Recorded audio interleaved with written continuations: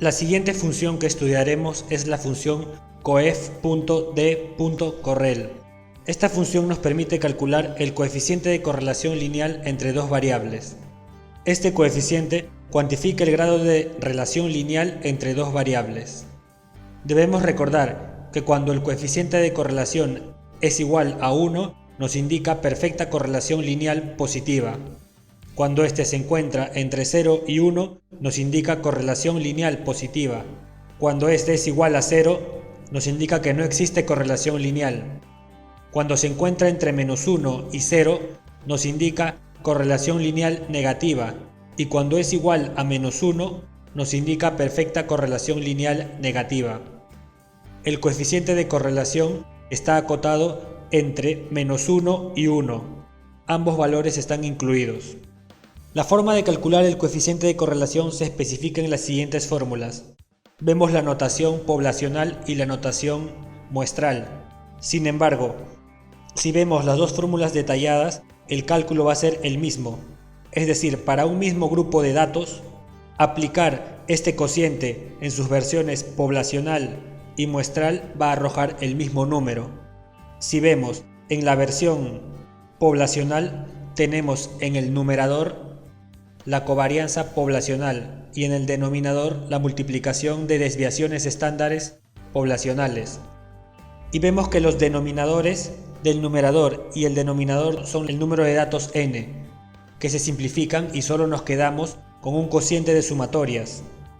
En el caso muestral se repite lo mismo, nos quedamos con un cociente de sumatorias, porque los denominadores n-1 también se simplifican. Y como sabemos que la esperanza del promedio muestral es igual al promedio poblacional, estos dos valores, mu de x y x raya, tienden a ser los mismos para el mismo grupo de datos.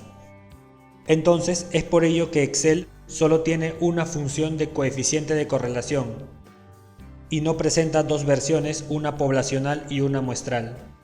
Para entender mejor este concepto, pasemos a la hoja de Excel y de paso calcularemos el coeficiente de correlación para las variables producción e inflación con las que estamos trabajando. Las variables son producción e inflación y vamos a calcular el coeficiente de correlación. Esta función no hace ninguna distinción ni nos pide ningún argumento que indique si estamos trabajando con una muestra o una población. El valor que nos devuelve la función es -0.3982. Ahora comprobaremos este valor. Vamos a considerar para ambos casos que los 60 datos de inflación y producción son primero una población y luego son una muestra que hemos obtenido de muchos más datos.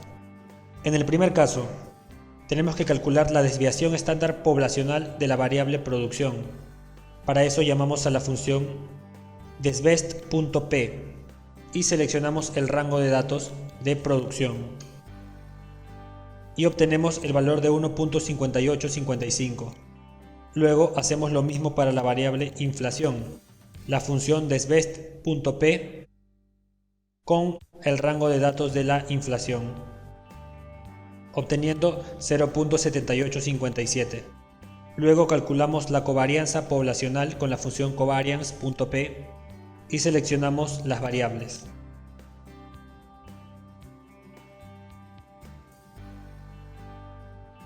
Obteniendo -0.4961 como covarianza. Luego, el coeficiente de correlación será, como vemos en la fórmula, la división de la covarianza entre la multiplicación de las desviaciones estándar.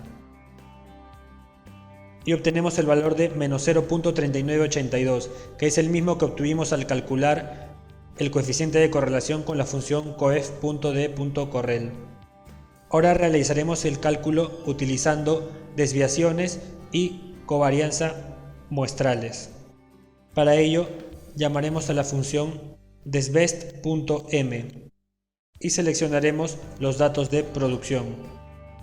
Debemos recordar que estamos asumiendo que estos 60 datos ahora son una muestra y ya no una población para comprobar que el cálculo del coeficiente de correlación utilizando las fórmulas muestrales o poblacionales es igual. Obtenemos el valor de 1.5989. Ahora haremos lo mismo para la variable inflación. Debemos hacer coincidir sus valores con la variable. Y obtenemos el número 0.7923. Ahora calcularemos la covarianza muestral.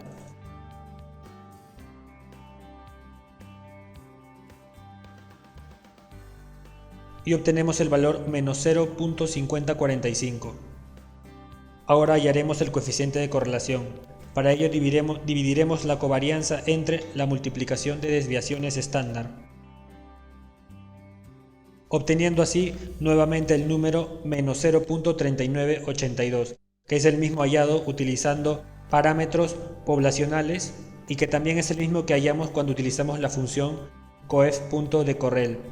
Sin embargo, debemos notar que la desviación estándar poblacional no es igual a la desviación estándar muestral. Esto debido a que en este número, para calcularlo, se ha utilizado un denominador que es igual a n. En cambio, en este caso muestral, el denominador era n-1. Igual con la inflación y con la covarianza también, el denominador poblacional es n y el denominador muestral es n-1. Sin embargo, estas dos desviaciones estándares poblacionales, al ser raíz de n y encontrarse en el numerador n, se simplifican y en el cálculo final solo quedan las sumatorias que arrojan este número, lo que sucede también en el caso muestral. Esta desviación es una raíz de n-1, aquí también hay una raíz de n-1 que están como denominadores y en el numerador aparece un n-1 que se simplifica con la multiplicación de las raíces de n-1, quedando solamente las sumatorias, y que como sabemos que la esperanza del promedio muestral es igual al promedio poblacional, termina arrojando el mismo valor. Sin embargo, uno por uno es un valor distinto. Entonces, queda claro así que los cálculos utilizando valores muestrales y poblacionales arrojan el mismo resultado. Ahora pasaremos a estudiar nuestra siguiente función. La siguiente función que estudiaremos es la función coeficiente.asimetría.p, que nos permite calcular el coeficiente de asimetría poblacional para un rango de datos, utilizando la metodología de Fisher. Esta función requiere como argumentos el rango al que deseamos calcular dicho coeficiente de asimetría. Asimismo, debemos recordar que cuando este coeficiente es menor que 0, nos indica que la distribución tiene una simetría negativa y se alarga a valores menores que la media. Asimismo, cuando este coeficiente es igual que 0, nos indica que la distribución es simétrica. Y cuando este coeficiente es positivo o mayor que 0, nos indica que la distribución tiene una simetría positiva y se alarga a valores mayores que la media.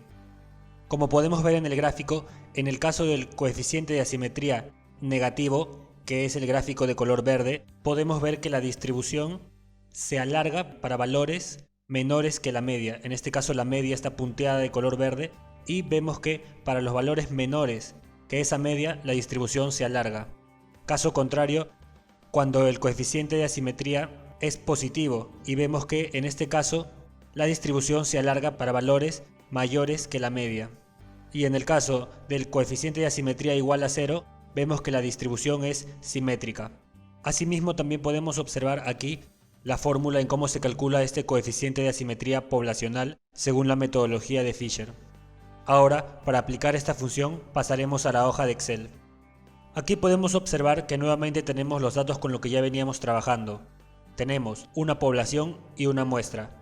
La población compuesta de 60 datos de la tasa de inflación en Estados Unidos desde enero del 2010 hasta diciembre del 2014. Y la muestra es la tasa de inflación también de Estados Unidos desde enero del 2012 hasta diciembre del 2014, contando con 36 datos. Ahora, nosotros queremos calcular el coeficiente de asimetría poblacional, es decir, de la población de 60 datos. Y para ello llamamos a la función coeficiente.asimetría.p. y digitamos como argumentos los datos de la inflación. Cerramos paréntesis y obtenemos el resultado de 0.8241, lo que quiere decir que tiene una simetría positiva es decir, se alarga para valores mayores que su media. Ahora, para comprobar este cálculo, lo realizaremos manualmente. Tenemos que calcular primero la desviación estándar poblacional, utilizando la función desbest.p y seleccionando los datos. Luego calculamos el promedio, utilizando la función promedio y seleccionando luego también los 60 datos. Tenemos 60 datos, entonces el valor de n es 60. Y ahora vamos a calcular las desviaciones.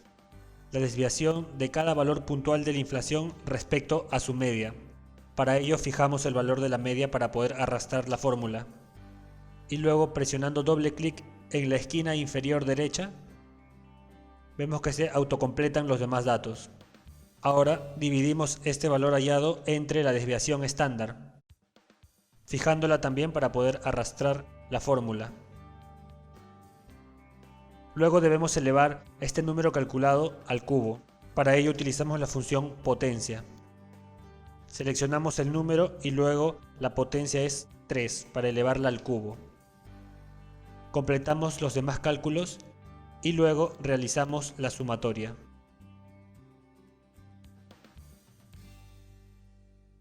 Debemos recordar que estamos calculando este valor. Ya tenemos la sumatoria. Ahora, para continuar con la fórmula, vamos a multiplicar 1 sobre n con la función producto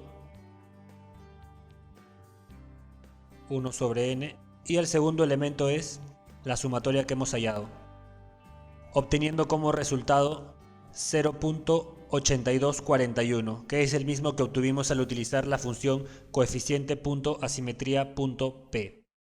Ahora pasaremos a estudiar nuestra siguiente función.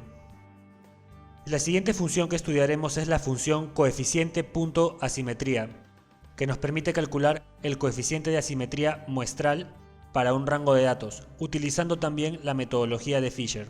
La descripción de este coeficiente es exactamente igual a la anterior, sin embargo, vemos que hay una modificación en la forma como se halla, en la fórmula, porque aquí encontramos ahora la desviación estándar muestral. Y ya no encontramos el parámetro 1 sobre n, sino n sobre n-1 por n-2.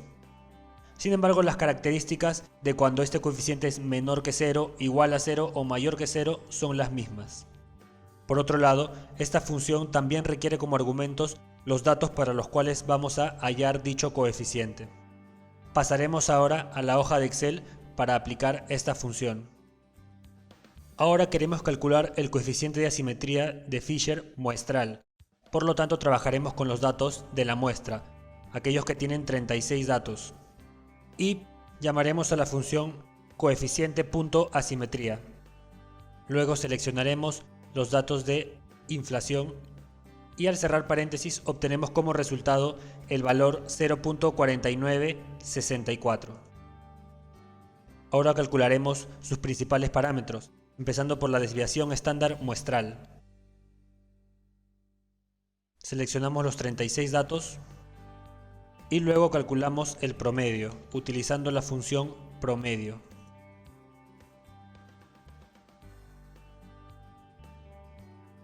Esta vez tenemos 36 datos y calcularemos ahora este parámetro, n entre la multiplicación de n-1 y n-2. Entonces escribimos n entre n-1 por n-2 y obtenemos como resultado 34.97. Calcularemos ahora este parámetro n entre n-1 por n-2. Entonces n es 36 y lo dividimos entre 35 por 34 y obtenemos como resultado 0.0302. Ahora calcularemos las desviaciones. Y para ello tenemos que fijar el valor de la media. Luego arrastramos la fórmula y se autocompletan los demás datos.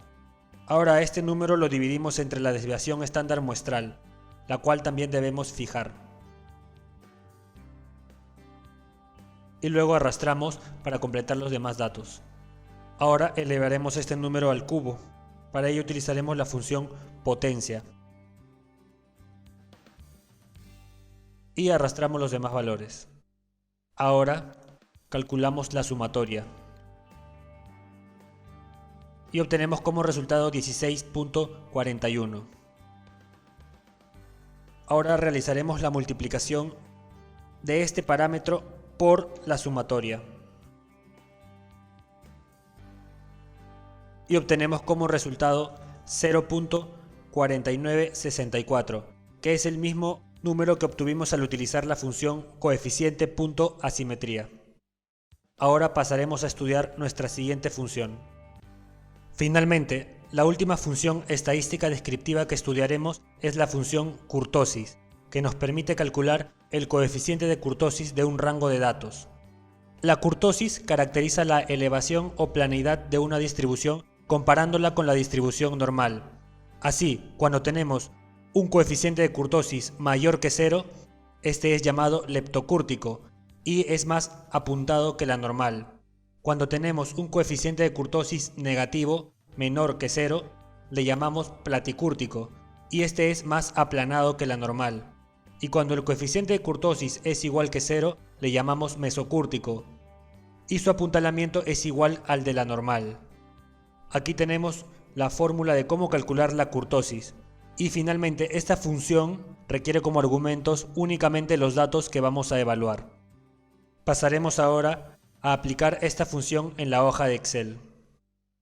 Excel trabaja esta función utilizando datos muestrales, a diferencia del coeficiente de asimetría que podemos calcular uno en la versión poblacional y uno para la versión muestral. En el caso de la kurtosis trabajaremos solo con el muestral, debido a que no hay una función que utilice valores poblacionales. Como pudimos observar, en la fórmula vemos que aparece la desviación estándar muestral, por lo tanto esta función utiliza valores muestrales. Sin embargo, obtener un valor poblacional es relativamente sencillo aplicando una fórmula manual. Sin embargo, si en la práctica tenemos valores poblacionales, también podemos aproximar la kurtosis utilizando esta función, que si bien está referida a una muestra, el valor que arrojará es muy similar al que se obtendría con valores muestrales. Sin embargo, la fórmula en cómo hallaríamos la kurtosis poblacional es la siguiente. Es esta, la que está aquí a la derecha, la cual es muy similar a la de la izquierda. Vemos que n-1 al cuadrado entre n-2 por n-3 está medianamente aproximado con el valor de 1, por ello solamente aparece el número 3, y esta división está aproximada como 1 entre n. Dicho esto, ahora calculemos la kurtosis utilizando la función kurtosis. Utilizaremos los datos muestrales, porque esta función está relacionada con la muestra. Y vemos que obtenemos el valor de 0.88. Ahora calcularemos los parámetros.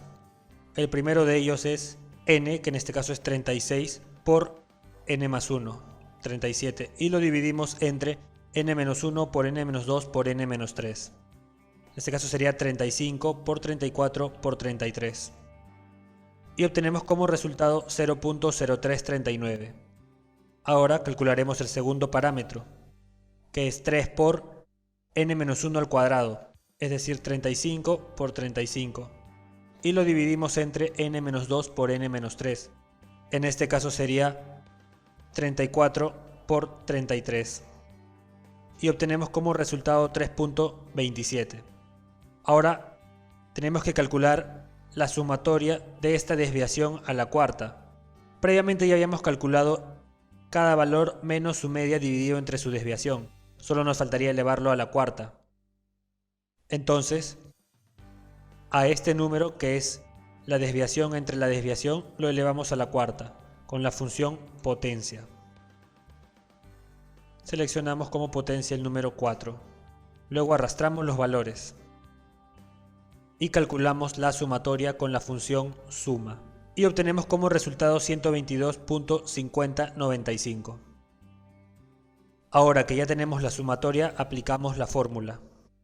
Tendríamos que multiplicar este coeficiente por la sumatoria y luego restarle el segundo coeficiente hallado. Y obtenemos el mismo número que hallamos al utilizar la función kurtosis. Ahora, si quisiéramos trabajar con una población en Excel y calcular la kurtosis, lo mejor que podríamos hacer es utilizar también esta función y así aproximar su kurtosis. Bueno, estimados alumnos, con la descripción de esta última función hemos concluido la parte referente a las funciones estadísticas descriptivas. Quiero invitarlos a revisar nuevamente estos ejercicios y resolverlos ustedes mismos, así como también revisar y resolver los ejercicios aplicativos. Asimismo, en la siguiente parte de nuestra sesión 3 de herramientas estadísticas, iniciaremos con el estudio de las funciones estadísticas inferenciales. Les deseo muchos éxitos en sus estudios y nos encontramos en la siguiente parte de esta sesión. Hasta luego.